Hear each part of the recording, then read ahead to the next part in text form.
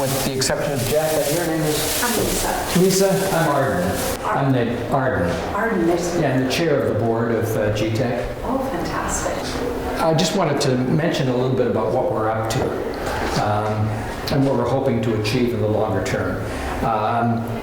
GTEC, Green Technology Education Center's mission is to inform, support, and activate communities in responding to the climate crisis. And our research suggests that unless and until communities become active, the progress in responding politically will be very slow. It will only be when communities on a much larger and more intense scale begin to become active that the political will will shift, and there'll be a lot more responses in terms of needed legislation and regulation. So that's the role that we would like to play, is activating, supporting, informing communities.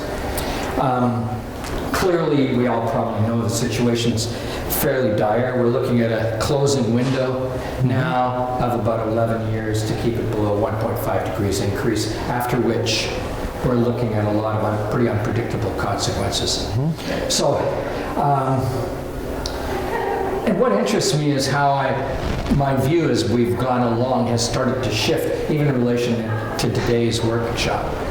You know, I mean, it started off when Jeff and I met months ago on the Arbutus Greenway, that I just thought it would be so neat to include this in the offerings and to give people in the community a chance to know more about the valuable work you're doing. And since then, I've become a lot more aware of cycling.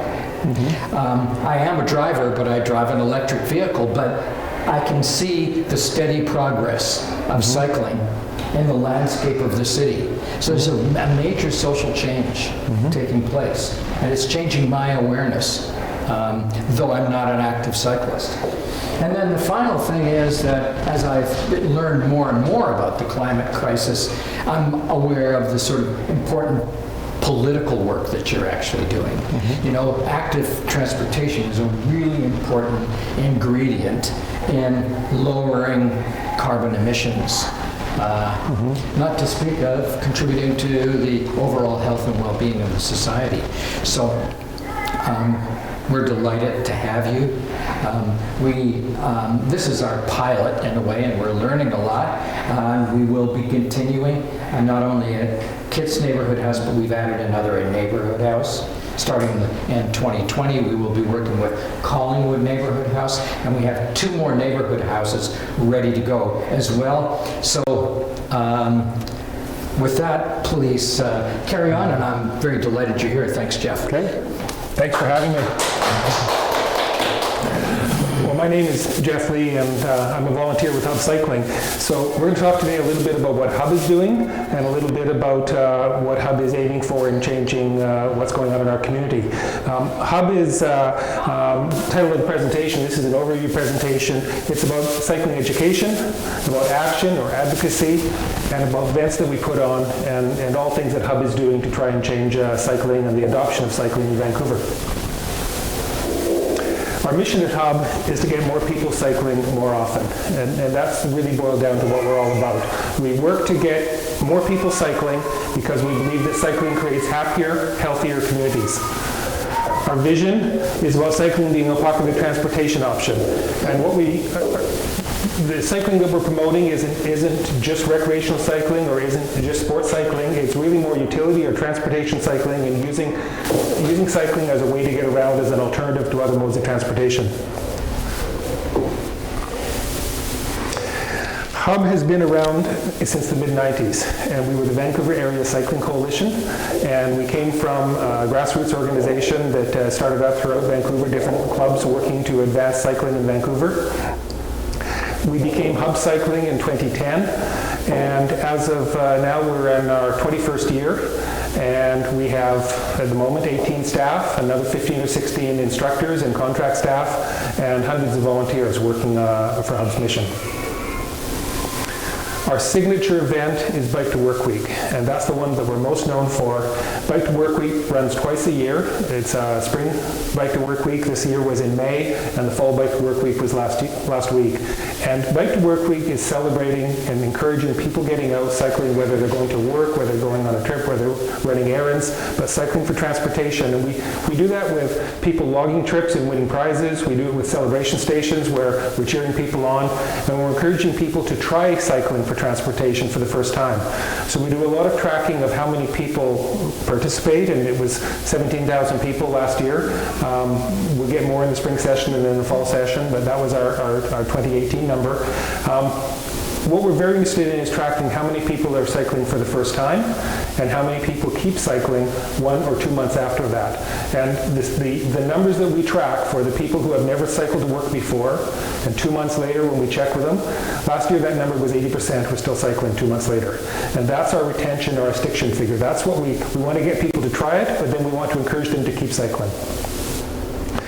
We pair up our Bike to Work Week with other events that are not for people who are going to work every day, and one of the popular ones is Bike to Shop.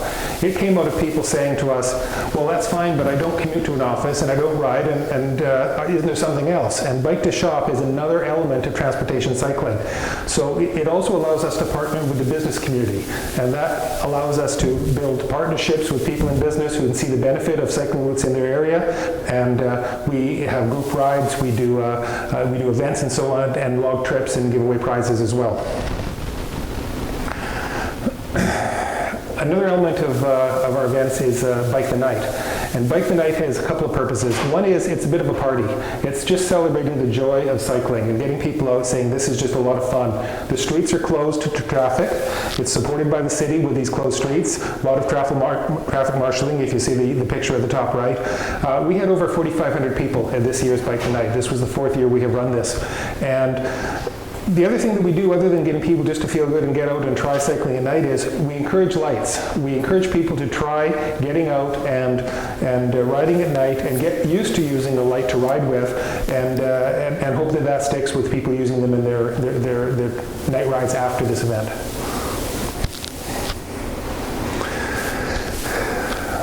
One of the things we want to do is celebrate our successes, and we do that every year at our Bike Awards.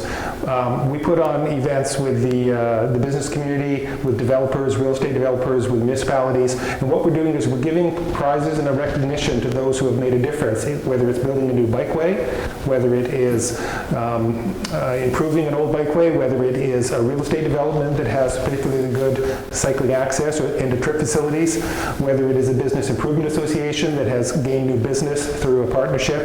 And it's telling that the business community was not always supportive of bike lanes in the neighborhood. If we go back to the era of 2010 and 2012 and the Dunsmuir bike lane and the Hornby bike lane, much of the opposition came from concern that the bike lanes would impact the availability of parking and would impact the revenue for the businesses along the route. We've seen a complete 180-degree shift there. And the Downtown Vancouver Business Association has very clearly, very proudly pointed out themselves, have gone from being very concerned about bike lanes to being our biggest supporter. And this gentleman here is Charles Gauthier, is the president of the Downtown Vancouver Business Association. Not only are they one of our biggest sponsors, but he MCs the Bike Awards every year now. And that is the business community shifting from seeing bikes and bike lanes as, you know, a necessary evil or a bit of a nuisance or a challenge to something to be encouraged. Bike to School Week reaches a younger demographic. Some interesting numbers there. This was from our May event. We had 122 schools participate in Metro Vancouver. We had 8,600 riders participate. They logged 28,000 bike trips and 14,000 other active trips, whether on scooters or skateboards or walking. One of these schools told us that they had 10 times the number of bikes at their school than they had the week prior, and they noticed the reduction in vehicle traffic with parents doing drop-off. They said it was quite stark and quite a contrast. So that's the kind of thing we want to try and do, is show people the possibility, encourage them to try it, and then work to make it easier for them by improving the routes and doing other things to make it safe and comfortable for them to do that all year. We pair up our Bike to School event with a series of programs that we do with school kids. So the top left, we have our Learn to Ride program. This is grades 3 to 6. Excuse me. And it's teaching kids about urban cycling and learning road rules. Ride the Road. This is dealing with kids in grades 6 to 8. It's talking about being out on the road, planning routes, bike maintenance and road safety, and group rides. When we do our events at schools, we make sure that there's a chance for all kids to participate. So we have a fleet of adapted bikes, so kids that are not able to have balance issues or are not able to ride a two-wheeler have bikes that they can participate with, and we take those all. There's no kid being left behind. A lot of this is just designed just to tie together with Bike to School Week and make a whole program where you're working on events to celebrate it, you're doing the training so they have the opportunity, you're giving them a night ride like Bike the Night so they can come out and celebrate it with the family. And this all leads to making sure that we have safe routes for them to ride on as well, which I'll come to. The education goes beyond the youth with our Learn to Ride program for adults. We have Ride the Road courses, which are group courses with on-road and classroom instruction. Advance Your Ride is for people who want to take an advanced 2-day course in bike skills. This is not sport riding, this is getting around town, safer riding. We do family courses, and this is designed for parents and children to be learned together in a family activity. We do newcomer programs in partnership with the Immigrant Services Society to welcome new Canadians who may not be familiar with our cycling infrastructure and how to get around. And we partner up new Canadians with sponsor riders who meet with them once every week and go for a bike ride through the summer to give them a chance to get out and try it and get more comfortable. So all of those courses and education come down to, learning to ride, the Ride the Road, the intermediate courses, the Advance Your Ride courses for beginner, intermediate, advanced, and we survey participants and say, are you feeling more comfortable? Are you more able to cycle? Is this making it more possible for you? And continually fine-tune our courses to that purpose. As I say, these are not race courses or sports training. This is how to cycle for transportation, how to be safe, how to be comfortable, how to use the infrastructure that the city's building. We do more than education in a classroom setting. This is an example of a campaign that we ran with sponsors from Van City and Moby and Shaw Bike Share. And this was about safe passing and overtaking on bike paths, where what we're doing is we're teaching people or reminding people about safe overtaking. The City of Vancouver has a bylaw that requires a bell on a bicycle, and the rule is to alert a rider when you're passing another rider, simply so you don't startle them. A bell, contrary to some belief, does not mean get out of my way. A bell usually means I'm coming past, please be aware of me.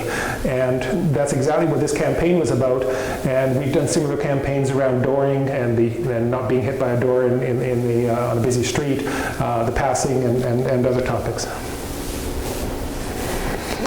Courses we do in workplace, we go into a workplace or an organization and we do lunch hour courses, we do bike maintenance, we do commuter skills and tie that into Bike to Work Week events. We've also started working with developers and builders to ensure that once we get somewhere on our bike trip along our nice new safe bike route, that there's a place to put your bike. And that's more than just having a bike rack. That is having a end-of-trip facilities and possibly a repair room and maybe a pump and some tools. And what we call end-of-trip facilities is everything that is necessary to build into a building to make it comfortable for that person to arrive there, possibly change, maybe hang up some wet gear if they have it, beyond just the bike rack. And that is part of a report that we did together with the Real Estate Foundation and working with developers. We're doing consultation with developers on new buildings and new developments. We started another activity around research and statistics where we are investigating the number of bike routes, the quality of those bike routes, and comparing that or contrasting that with what the ridership is. We're doing that so that we can determine if a new bike route is built, what is the impact? How can we shift the mode share? What is the impact on the number of people cycling and the number of people feeling safe and comfortable along that route? Our first report on the state of cycling will be out this December, and it covers cycling infrastructure throughout Metro Vancouver and all 23 municipalities. We're currently developing positions and working on policy with government and decision makers related to e-bikes, ride hailing such as Uber and Lyft and others, autonomous vehicles and the challenges that they present with active transportation, updates to the Motor Vehicle Act to ensure safety for vulnerable road users, the City of Vancouver Climate Emergency Response, which is all about what can we do to reduce the climate impact of our transportation greenhouse gas emissions, and the BC Active Transportation Strategy, working with the BC government to have a provincial strategy that promotes active transportation in all communities, and that strategy was released in this June. Well, I like this headline, and so I left this slide in because I think it's a terrific headline, but what it really gives us a chance to talk about is mode share. And mode share is the split in between the different types of transportation people are using for their daily trips. So we have vehicle transportation, we have transit, then we have active transportation such as walking and cycling. And when City of Vancouver published a Transportation 2040 plan in 2012. It was a 30-year look at where did we want to go with transportation. And in 2012, they set a target that by 2020, 50% of the trips would be by sustainable modes. That means transit, walking, and cycling. And so they had 8 years to get there. And that was from 2012. And in fact, we got there in 2016. We made it in half the time. So when they passed the climate emergency, our council recently passed the climate emergency motion and said, what are we going to do? They didn't decide to throw this plan and start over. What they said was, it's working, we just need to do it faster. So the decision was to take the 2040 goals, which is 2/3 of all trips by sustainable means, and advance them to 2030. So we now have 10 years to get to 2/3 of all trips being sustainable in the City of Vancouver. This headline says that in 2019, the data came out and we just about hit 53%. From the 52%, the 50% that they hit in 2016, we're up to 53% now, and on track to get that to 2/3, to 67%. So active transportation would be walking and cycling, sustainable transportation or walking, cycling, and transit. And all of those are the ones that we're trying to reduce: single occupant vehicles and internal combustion engines for the private vehicles for that last third.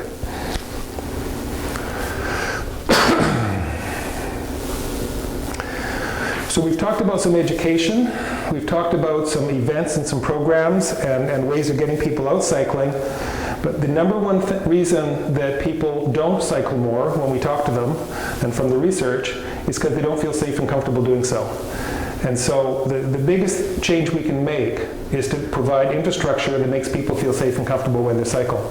So what this slide has is a representation of the gray lines being existing bike routes and the gaps being challenges, opportunities, places that we need to do some improvement to complete the network. A disconnected network doesn't help people get anywhere. It may work for recreational rides, but it doesn't work when you're actually trying to get somewhere. And if you look at the map without the red lines on it as this scrolls through, you'll see that there's lots of gaps in the network where you end up back on a busier street or on something that's less than ideal if you are trying to get from a particular place to somewhere else. Our campaign is called #UngapTheMap, and what we're really doing is trying to fix those gaps and bring it back down to where can we identify routes, streets, paths that are disconnected, where we need to connect them to help shift that mode share, to help get us to that 2/3 mode share. I'm not going to run the video, but this is an example of a video, and we haven't got it set up here tonight, but this is on our website, and it's an example of a video that was made as part of the promotion for this, where a family gets to the end of a bike route and cannot continue on because they don't have a safe, comfortable route to continue on. And it's part of our fundraising campaign for Ungap the Map. We have a very active social media feed, and all of this is on the website at bikehub.ca. The work on identifying those gaps and how we can improve them falls to a volunteer committees at Hub. And those volunteer committees are located in, there's 10 committees located throughout the Metro Vancouver, and my role is here with the Vancouver UBC committee, but we have a North Shore committee covering West Van, North Van City, and North Van District, the Tri-Cities covering Port Moody, Coquitlam, and Port Coquitlam, and so on throughout Metro. We also have a regional committee that ties together all of the things in the larger routes and the connections across bridges and so on. And these are all volunteer committees in the community who are working to identify places where we need to improve that infrastructure to help us meet those mode share targets. In the Vancouver committee, we have 220 on our mailing list.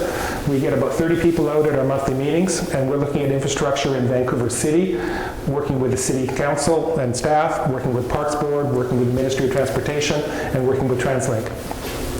We maintain a list of the priority gaps that we're working on, and we develop policy positions on those major gaps to be shared with decision makers. Some of our current initiatives include the Arbutus Greenway, the Granville Connector, which is an active transportation route from downtown across the Granville Bridge. Cycling in parks, working with the Vancouver Park Board to provide improved facilities throughout all parks. Assessment rides and position papers on any of the key gaps or projects that the city brings up. Working on Northeast Falls Creek, which will deal with all of the new street network once the viaducts come down in the area in between the stadiums and Quebec on the north side of Falls Creek. 10th Avenue improvements. We're at Kitsilano Neighbourhood House tonight, and in this neighborhood, we are working on improvements right along 10th Avenue from Trafalgar to Victoria. Excuse me, and that includes improvements right here near the Arbutus Greenway. And we're doing some work as well, just for a bit of a change of pace, on urban freight issues, and that is about trying to encourage the use of electric trikes or cargo bikes for last kilometer or last mile delivery for commercial freight delivery. And it's an interesting group that started initiative that started up within our team, so I just wanted to give a little bit of a flavor of what they're working on. Those are some urban freight examples from around the world, and those are all electric cargo bikes. And there's some big names there. As I said, this was around the world, so this is FedEx in Paris. This is DHL in Italy. And a little closer to home, this is UPS working in Seattle. And those are all operating today as freight delivery for last mile delivery. What they do is the van comes into a neighborhood and they cross ship to these smaller vehicles for all the local delivery. So they get a single vehicle coming instead of a whole fleet of these vans coming into a neighborhood.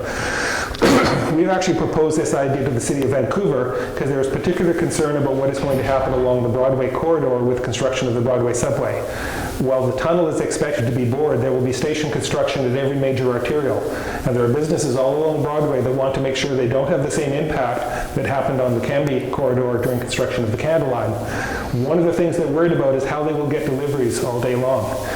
What the City of Portland did is, with a similar initiative to what we could do here, is they set up a shipping container as basically a mini warehouse. Just a small 20-foot shipping container on a city-owned lot as a central hub for delivery. And then all of the cargo bikes received the deliveries from there. They cross-shipped at that location.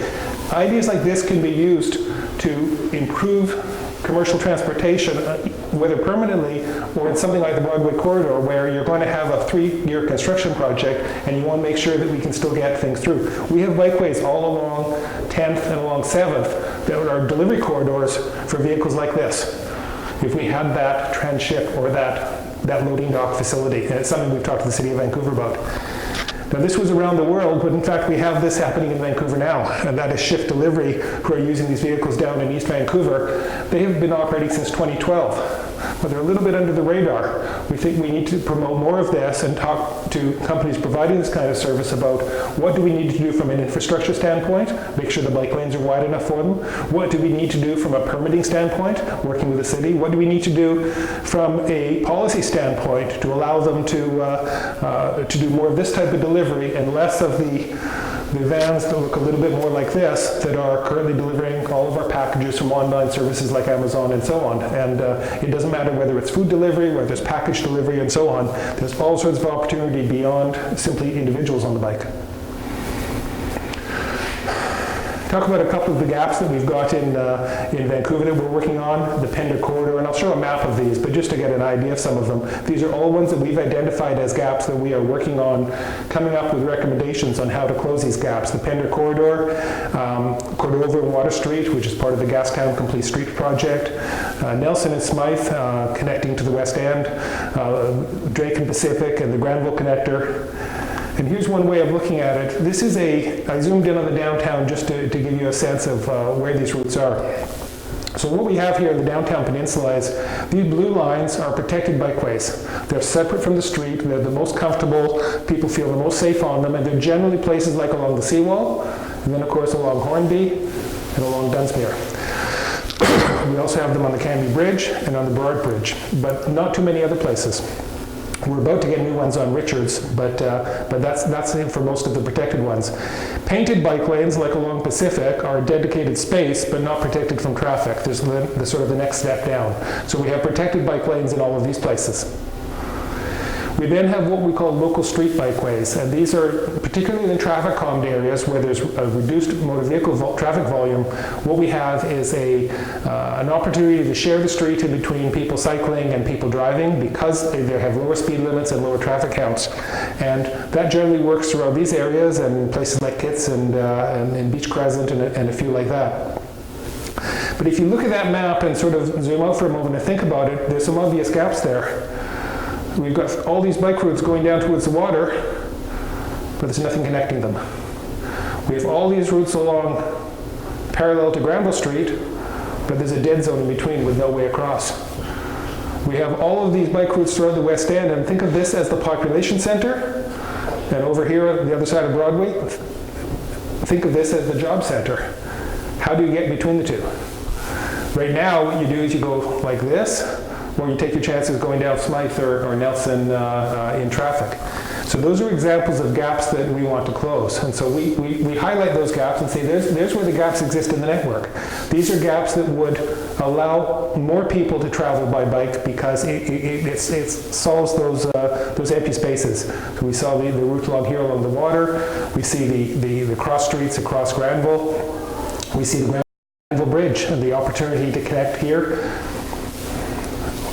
These gaps are what is represented in our hashtag #UngapTheMap campaign. These are the opportunities to fix things, essentially.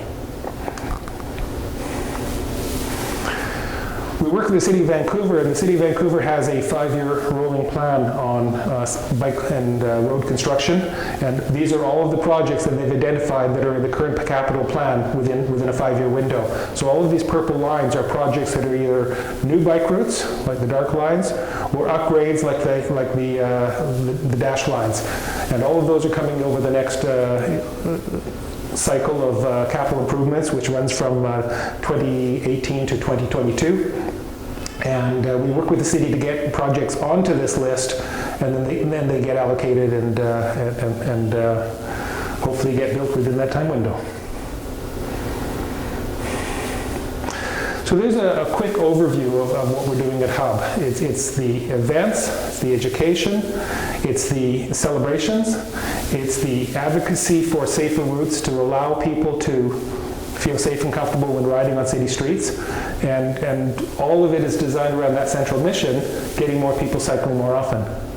So with that, I'd like to open it up to a few questions and say, well, there's giving you a quick overview of what we're doing. What can we do to help you get cycling more often? Okay? Brilliant. This is where we ask questions. So, just in terms of for women and with children, or women who are 65 and older, where the level of safety and the opportunities for feeling comfortable just on a bike is rare. And I'm wondering what your thoughts are about that. Well, I think it's a demographic. I don't know that it's specifically women. I think there's a lot of people who don't feel, maybe they're elderly and aren't quite as sure of their balance and so on. They might be intimidated by traffic. They say, listen, it makes sense to me, it's healthy, I get all that, but I just don't feel safe and comfortable doing it. And the best thing we can do there is provide safer routes. We know from the data that if we talk to you take a cross-section of the population out of 100%, we know that 10 to 12 to 15% are cycling regularly as a key part of their transportation. There's another 10% beyond that cycle not necessarily every day, but regularly enough. And so we've got 20 or 25% that are in the club that are cycling regularly or semi-regularly. We have if that's the first 25%, we've got 25% at the top end who the other end of the scale, who say, no way, no how. I'm a tradesperson carrying my tools, I have an elderly mother that I have taken my car, whatever the reason may be, they say, I am not a candidate to cycle, don't talk to me. That's okay. We have 50% in the middle who say, well, I'm interested, but here's what I'm concerned about. And the number one thing they say is safety, comfort. And it's both safety and perceived safety, which comfort essentially. So what we can do is find ways of connecting it, find out where people want to ride, figure out where there's latent demand. What we don't want to do is build a bike lane and then say, well, we spent all this money, but it turns out nobody's using it. What we have to do is figure out where is there a demand that if we built it, they will come. Back to the Field of Dreams analogy, that the best successes are when you build a bike, the city builds a bikeway, and 5 days before they open it, the barriers are still there. People are sneaking around the barriers to use it because it looks pretty good to them. And the day they open it, it's full. And if you think about introducing a new product into the marketplace, the city doesn't currently do a lot of advertising about, hey, we just built a new bike lane, you should go try it.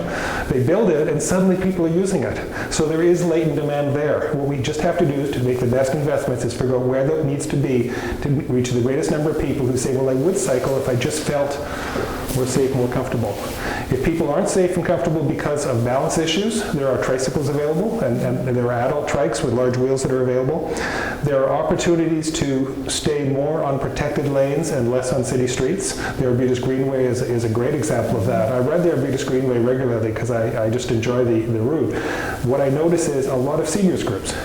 And a lot of senior groups, on the weekend, it's families with small kids and balance bikes and walking dogs and so on. But if you go out there on a Tuesday and a Wednesday and a Thursday in the morning, they are seniors groups and they're out in packs. And it's because they can, because they're not worried about that car coming to hit them and so on. And they all look like fairly serious, like, you know, they're dressed up and they're all having a great time, and I see them out there regularly. So I think that if we find ways to make it, to let them try it, to get more comfortable, they can then decide how far they want to go with it and get in terms of getting onto neighborhood streets and so on. What we don't want to do is tell them they have to ride down Main Street or along Pender, and that's what cycling in Vancouver is. It doesn't work because they will make the decision not to cycle because it simply doesn't feel comfortable. Okay? Do you have, looked at your education programs, do you have education programs for seniors? Yes. Cool. And it's a demographic that cycling is very good from keeping active. Sure. If there aren't specific balance issues, it's low impact. You could choose to go slower. You don't have to have a big workout. If you live in a hilly neighborhood, an e-bike may be an option. We promote the e-bikes that are electric assist, not the ones that are like motorcycles, but the ones where you pedal, but it maybe helps you a little bit on the hill. And that can allow people to go farther or to ride more often as well. So there's lots of technology as part of this that is coming to it. I think a lot of people say, well, I don't know about me cycling. You know, I cycled when I was a kid, but I don't do that. I think if you look in parts of Vancouver, or in other countries, you'll see the full spectrum of the population is cycling. Oh, yeah. It is not just this club. Oh, Copenhagen. Copenhagen. It is the whole gamut. And so I'm a grandparent now. We have got our 2-year-old granddaughter on a balance bike. Newborns cannot ride in a car seat until they're a year, or a bike carrier until they're a year old. But once they're a year old and then up to 2 years, I think you go from sort of that age up through, well, certainly older than myself, and I think it's a great activity because it keeps people active, keeps people moving. And we've got a couple of people here who cycle very regularly who have chosen just that's what they can do, right? I'm looking at you. Okay.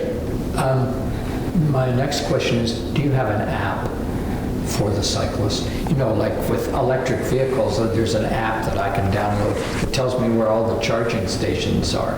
Is there an app for cyclists that shows you where the routes of different levels of safety are? There has not been up until this point. If you have Google Maps, and many smartphones will have you can go into Google Maps.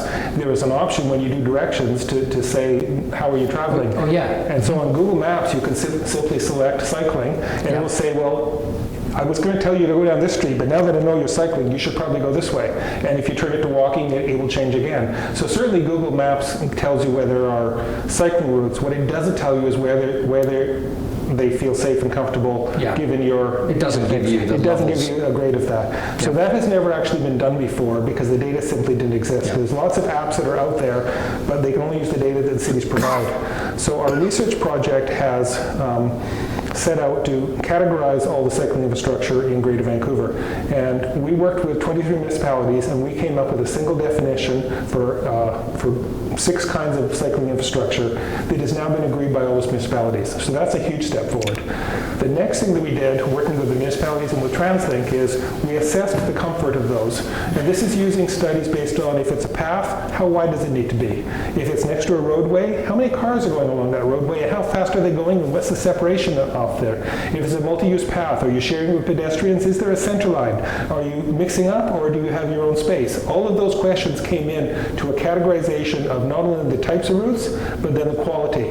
So when we published that report this December, every cycling route within Vancouver will then have that, instead of saying, well, I'm going to go on this route because it's a local street or this one is separated, I'm going to go on this one because it's safe and comfortable. And I don't really care if it's separated or not, I just feel if it feels safe. That data will be available to developers. So we would like people like Google to take that data off us and put it into their system and say, now tell me where I want to ride, if I'm riding with a child or an elderly person and I have a less risk, my risk tolerance is different perhaps than I want to do. So once we have that data, the apps can follow. We're not really in the app business, but we are in the data business. Okay, that's interesting. Well, GTEC is in the data business, the app business, and we do have a partnership with a software team, and we're meeting with them on Friday, and I think that's a fascinating opportunity, especially with such rich data going to be available. Well, we think that data has the potential for changing how people plan where they ride, because today we have people who I was talking to one new mother, and she was interested in developing an app with her software company, and she said when she rode herself, she said, I guess thinking back, I rode just about anywhere and I didn't think about it much. Now I have a 3-year-old and I'm not taking my 3-year-old on those routes. And she looked out and said, there's nothing that tells me where we should go. It does tell me sometimes, okay, that's separated path, so I guess it's probably okay. Well, maybe not, because a separated path includes the Patella Bridge. That may not feel very comfortable to people, because it is technically a separated path, but it's actually shared with pedestrians. It's actually very narrow, and it's actually next to a lot of truck traffic. So it's not just a definition, it's the quality of the path, and that's where we're headed to. Right, and now you've succeeded in getting agreed on definitions. And so we're feeding that data back to all the municipalities, and we're going to ask them to use that data in any maps that they publish. So one of the things that we do is we work with municipalities to come up with bike maps and so on. And this is an example of the City of Vancouver's map. And I have copies of this here, but the City of Vancouver map says these are the different types of infrastructure. These are protected lanes, and this is a suggested route, and this is a local street lane. But it doesn't talk about the quality. We want them, they've worked with us to provide data to allow us to do all this. We'd like them to take our data and make that the basis of their next map. So that's where we're headed. Great. I have more questions, but I don't want to just... Curious to know if you guys bicycle at all. I don't personally. It's for safety reasons too. I used to, but then I was actually clipped off by a truck once, so I'm kind of too afraid to get back on the road. And cycling here in Vancouver is where you got clipped? Yes. Yeah. I never tried to ride your bike in Canada because I have no confidence about the route. Right. And I don't know where I can get the one good one. Do you know anywhere? To get? Anywhere to get a bike and affordable one? Well, a local bike store is probably the best place for that. Probably, and There are places that local bike stores that can help. The other thing that you can do is you can try renting a bike, and you can rent a bike and decide if you like it. So it's easy to try. Do they provide some such lessons? Well, they don't, but Hub Cycling has some lessons, so we can put you in touch with Hub about lessons. We don't provide the bikes, but we do provide lessons. So there are different things we can do to support you in investigating it. So I'll give you some information after this. On Broadway, they fix up old bikes and give them to students, for example. Ride on, yeah, ride on. So Ride On is a bike exchange where they are taking older bikes, fixing them up and redistributing them. So that's a good example.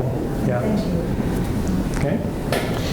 Do you have a grip on sort of like where different kinds of specialty bikes are available? And I'm asking from Mary, who you met on the Arbutus Greenway, because she'd sort of like to get cycling, but she's pretty small. Yeah. She needs a very small bike to feel like she's got control of it. And we looked around a bit, but we haven't really seen something that. So my recommendation is there's sort of two types of bike stores, and it's not exclusive, but there's a category of bike stores that I would call a local bike store. Yeah. They tend to be not parts of chains. I think it's worth trying a local bike store and talk to someone about that issue, and they should be able to help with that. Now, you may also try one of the larger chains. You may not get the same service there, but on the other hand, they may have more selection. So I think it's a combination of the two, but I would try talking to a local bike store about the issue. I did a lot of riding with a couple who actually owned a bike store, and they were out in the suburbs of Vancouver, and we did some long trips with them. And she was, the lady in the couple was, I'm thinking back, but I'm guessing about 5 foot. And she had a specially built bike because the bike that she wanted, they didn't make her that size. And so she had a special bike just to be able to have something that fit her properly. Because a bike has to fit you. It's no good trying to, it's like a pair of shoes. If it's not the right size, it's not going to work. Yeah. So if I can just say, because I've looked around for all sorts of different bikes, folding bikes, because I needed a bike that fit me. Yeah. And the first bike that I got after I'd given away my bike that was too big for me was a folding bike at GTEC. And that was, it's light. And so that worked. Light and portable. Yeah. So Cool. it folds up and solves the problem of, do you have a bike locker or a bike room to store it in? Yeah. For some people, it's easier to store. It is a little heavy in the middle, I have to say, but they are smaller is what really what I'm trying to say. I think I've seen them in a catalog or something. Step-throughs also, so you're not having Right. to swing your leg over. Yeah. Okay. This is a more organizational question. I'm quite amazed and grateful to learn about how effective you've been as an organization and how politically effective you've been. And what I mean by that is you clearly formed relationships with local government, you formed relationship with business and corporations. What do you attribute that to? Hub Cycling, when it was the Vancouver Cycling Coalition, came from a grassroots type organization. I try to remember it. I remember hordes of And hippies around on the bridge, 2010, There was critical mass.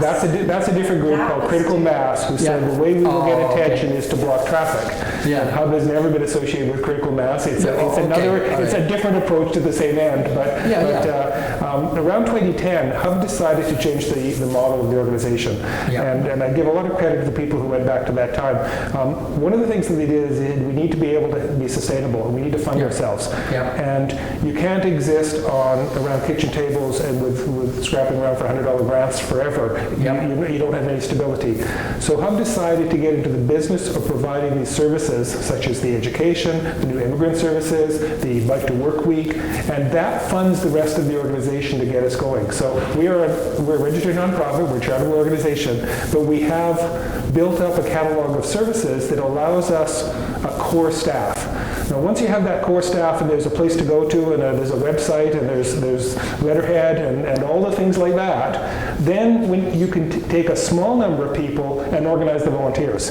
Because we could not afford to do advocacy, and nor do we want to do our advocacy with paid staff. But what we do have is a core organization with a couple of staff who then allow us to leverage that into a broader group. So Hub was in the process of, I would say, professionalizing the organization through 2010, 2012. I personally joined around 2012, and when I came into Hub, I had retired as an executive from a very large business, and I was interested in what Hub was doing, but I wasn't quite sure how I fit in, because I thought, well, what do I know about cycling infrastructure? And I'm an engineer from a business background, and what I learned is that the things I had learned in marketing applied to nonprofits. The things I had learned in sales about building relationships with customers applied to building relationships with, I just have a different product now. We're selling the ideas of building infrastructure instead of whatever product the business had. So we've done that with a lot of people, where we brought people in and figured out how to use their skills in a much more organized way. But the things that make a business successful also make a nonprofit successful. Organization, having a strategic plan, having sufficient funding to make sure you have some stability, having funding core staff, having principles and operating principles and value statements that say this is how we will operate. So, for example, one of Hub's guiding principles is that we will respect all transportation stakeholders. That means that we reject the concept that there's something called the war in a car. We don't buy that. We're not in a war in a car. What we are is saying we don't even want everyone to cycle, but we think everyone should have the opportunity to cycle. And so when we advocate for bike lane, it's not okay for us to say, just take out the car lane so we don't care about it, the cars don't need to drive here. And some will advocate that way, and we will tend not to. But what it means is we walk a line where we want to be able to have that level of professionalism so that we can have credibility in front of decision makers and show them that we're working with them. Just a technical issue. Okay, so you provide services for which you charge. We do.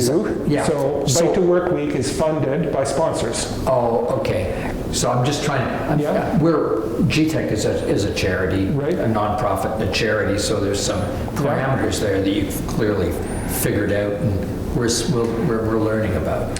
So what we have figured out how to do is, for example, we want to promote cycling on Bike to Work Week. We had 85 celebration stations on the Spring Bike to Work Week. 45 of them were run by Hub. The rest, we set the standards for what type of stations there'd be, but they were run by community organizations. For the 45 that we did, we had sponsors who paid us to put on those stations. And that is part of keeping our organization going. Sure. It could be a city, it could be a business, it could be an organizational group who, and it's not expensive because every celebration station that had 6 people had 2 contract staff people and 4 volunteers at it. So it's not like we had a big staff cost, but you have to buy the tents and have the literature. And but you do have permanent staff. We have some permanent staff to give us that core 18. 18. Yeah. That makes a lot of sense. So that's a fairly substantial budget. That has doubled the staff have doubled in the last 6 years. Okay. So 5 years back, we were around 8 staff. Sure. And that growth has happened with our growth throughout Metro Vancouver and new things like our research program. We brought 3 people on to do the research. We did some work for the Real Estate Foundation on end-of-trip facilities. We did some work for different school boards on providing school education. So there's a lot there that it's identifying what can we do cost effectively to put these things on. Can you introduce me to your ED? Yes. I'd like to have lunch with them. Yeah. I think there's a lot to learn. See, I'm not of the environmental world historically. This is my 5th career, so I'm learning about this world. And one of the things I'm seeing over and over again is just the struggle you identified with many of the environmental organizations that we're now partnering with. They're living from grant to grant. Which precludes core staff or stable core staff. It precludes strategic planning. It really impoverishes what they're able to accomplish. And what I'm learning from you is that from an organization point of view, you've successfully surmounted that. it's worked so far, and we have, like, our board is organized. We have our board has been able to attract professional board members because of the success we've had. So the Sure. success feeds upon itself. Oh, yeah, of course. So we can attract a lawyer or an accountant to be there and bring some of that expertise into our board. We have gone out and said we have diversity targets and reaching groups that are not traditional recycling, and so we specifically went out and recruited board members who could bring that viewpoint and that perspective, and then that success breeds success. Sure. Great. But I think it helps to have a plan and to work the plan, and, and these are just the basics that apply to any organization, whether it be nonprofit or not. Yeah. No, I mean, I've run successful organizations, and I can. Yeah. I know what you're saying. You know, if it makes sense. Yeah. Okay.